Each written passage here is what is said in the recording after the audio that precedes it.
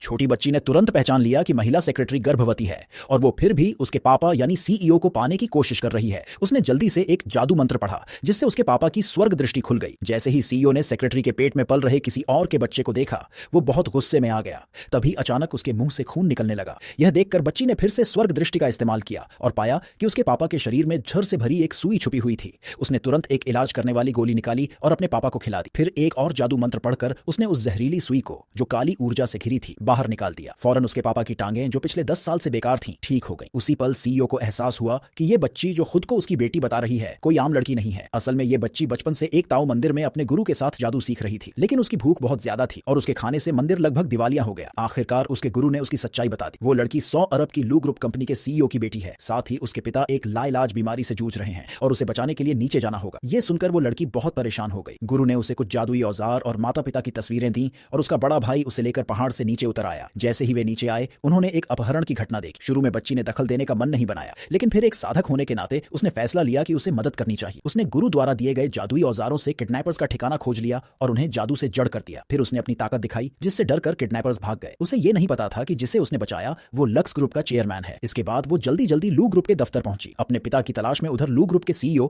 जो लंबे समय से बीमार थे, किसी मशहूर डॉक्टर की तलाश कर रहे थे। तभी वो बच्ची अचानक उनके ऑफिस में आई। उसे देखते ही वो भागी और बोली, पापा, मैंने आपको आखिरकार ढूंढ लिया। सीईओ कुछ समझ नहीं पाया। बच्ची ने बताया कि वो पहाड़ से नीचे आई है उसे बचाने। तभी सेक्रेटरी बोल पड़ी कि जब दुनिया के बड़े बड़े डॉक्टर उनका इलाज नहीं कर पाए तो ये बच्ची क्या कर लेगी, और कहा कि ये तो सिर्फ नाटक कर रही है। बच्ची ने तुरंत एक मंत्र पढ़ा और जादू से सेक्रेटरी का मुंह बंद कर दिया। फिर उसे एहसास हुआ कि जो दवा सेक्रेटरी लाई थी उसमें कुछ गड़बड़ है। उसने चिल्लाकर कहा, इस दवा में जहर है। सेक्रेटरी ने तुरंत उस पर झूठा आरोप लगाने की बात कही और सीईओ से कहा कि वो कभी उसे नुकसान नहीं पहुंचा सकती। सीईओ ने भी बच्ची को सिरफिरी समझा और उसे वहां से जाने को कहा। उसी समय बच्ची ने सेक्रेटरी के गर्भवती होने का राज बताया। सेक्रेटरी घबरा गई और बोली कि वो गर्भवती नहीं है, लेकिन अगले ही पल बच्ची ने अपने पापा की स्वर्ग दृष्टि खोल दी। सीईओ ने साफ देखा कि सेक्रेटरी सच में गर्भवती है।